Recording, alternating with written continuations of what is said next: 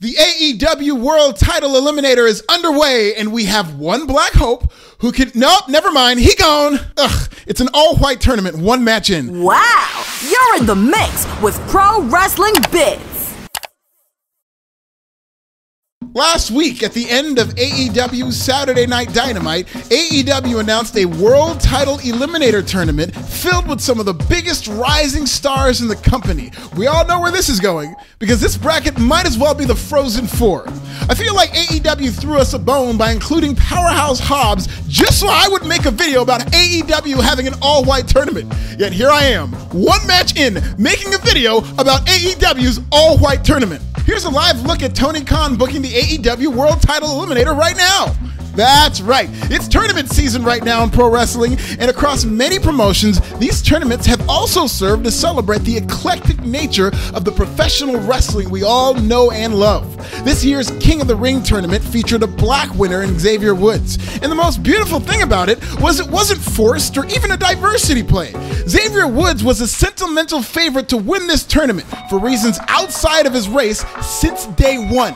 And when I say day one, I mean since he was a child, when he prophesized to his parents that he would one day become King of the Ring. In addition to his years-long campaigning on social media to be king, WWE made this a storyline, and his big win at Crown Jewel was the feel-good story of the show. The Queen's Crown tournament, while not without its faults, was won by a Latina woman in Zelina Vega. New Japan's G1 Climax featured representation from Japan, Hawaii, the United Kingdom, and Tennessee. By the way, fun fact, they call it the G1 Climax because that's exactly what Dave Meltzer does after every match. I didn't know that. Impact's Digital Wrestling tournament featured the likes of Hernandez and Falaba. And there weren't any black people in this tournament because, well, black people win world titles in Impact.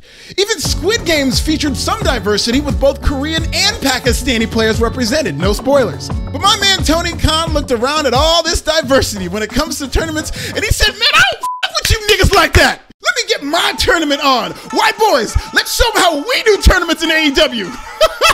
Shout out to Tony Khan for keeping that same energy and sticking to his guns in the face of representation.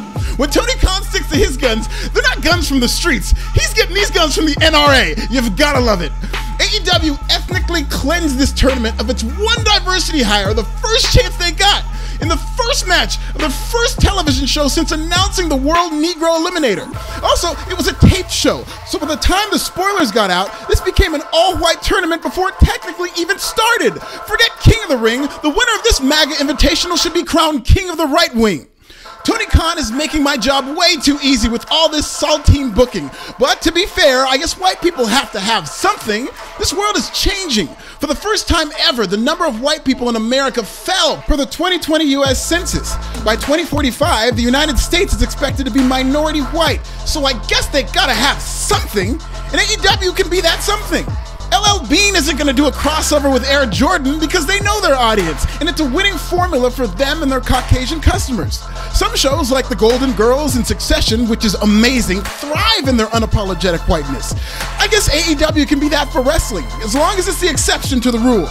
The last bastion of white excellence, like a colonizer's blockbuster. So if you're one of these people who demonizes any semblance of progressive thinking as being too woke, and you're sick of all this diversity in America, and can't stand the fact that the Ghostbusters have to be women, or Superman is gonna be black, boy do I have the wrestling promotion and the tournament for you. Because in a company with Powerhouse Hobbs, Scorpio Sky, Dante Martin, Leo Rush, and Lee Moriarty, all the best athletes and its top stars are white. And that's how you know it's fake. So without further ado, let's break down AEW's Starch Madness, one by one, white by white. Orange Cassidy just picked up a win over Powerhouse Hobbs in a match where Hobbs got a lot. He did everything in this match except win.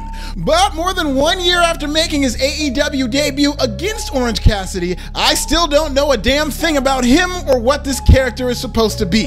No mainstream theme music, I don't know who his daddy is, they don't talk about his hometown outside of saying he's from the Bay Area, nothing. after 15 months. That's 4 Carmelo Hayes pushes. Give it time, right? Cassidy's next match figures to be against Jon Moxley in the second round, after the two had a brief exchange during last Saturday's Dynamite. Moxley is being greased up for a heel turn, and I'm here for it. Jon Moxley has been in kind of a funk since losing the AEW World Championship, and the heel side for AEW is ripe for the picking with CM Punk, Hangman Adam Page, Darby Allin, and Bryan Danielson as top babyfaces. Speaking of Bryan Danielson, you don't have to be on a Jacksonville Jaguars sideline to know that Bryan Danielson is pretty much the odds-on favorite to win this thing.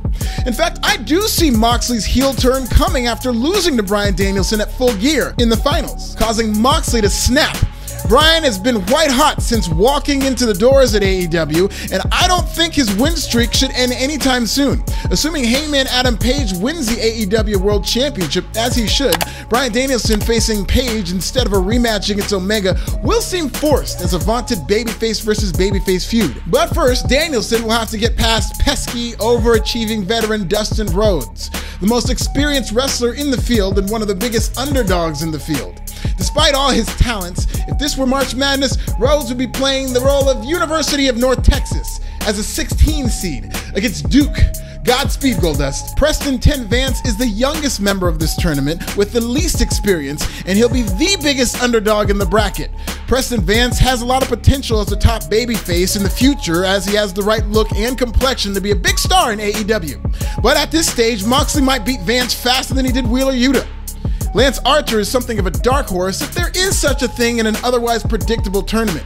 AEW seems to always take one step forward, one step back with Lance Archer, which might be how he's booked in this tournament. His matchup against Eddie Kingston could go either way, and as a half Puerto Rican star, Kingston is the closest thing we have to a black man in this tournament. Let's go, Eddie! Who am I kidding?